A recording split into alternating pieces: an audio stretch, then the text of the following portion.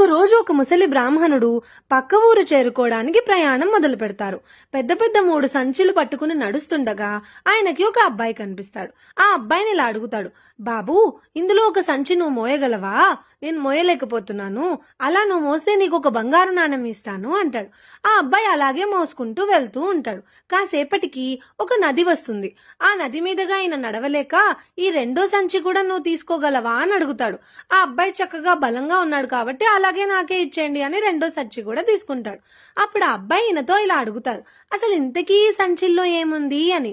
అప్పుడు ఆయన అన్నిటికన్నా పెద్ద దానిలో ఇత్తడి నాణాలు, తరువాత దానిలో వెండి నాణాలు, ఇక నా దగ్గర ఉన్న దానిలో బంగారు నాణాలు ఉన్నాయని చెప్తాడు.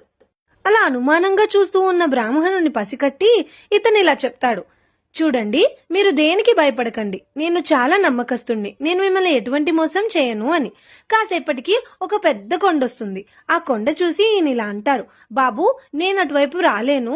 నువ్వు మెల్లిగా ఆ కొండను ఎక్కేసే, ఈ మూడోది కూడా పట్టుకుని నేను కాసేపటికి అక్కడికి వచ్చి నీ దగ్గర ఇవి తీసుకుంటాను అని చెప్తాడు. అతను అలాగే అని నడుస్తుండగా అతనిలో ఆశ పుడుతుంది. అతనిలో రావణుడు మేల్కొంటాడు. ఇది నేనే తీసుకెళ్లిపోతే అన్ని నాకే వస్తాయి కదా అని అన్ని తీసుకుని ఇంటికి వెళ్ళిపోతాడు.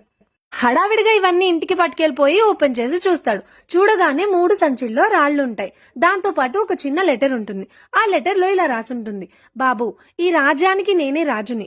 ఒకవేళ నువ్వు అవన్నీ నాకు అందచేసుంటే ఈ రాజ్యాన్ని నేను నీకే రాసిచ్చేవాణ్ణి అని రాసుంటుంది. అది చూసిన ఆ అబ్బాయికి చాలా బాధగా అనిపిస్తుంది.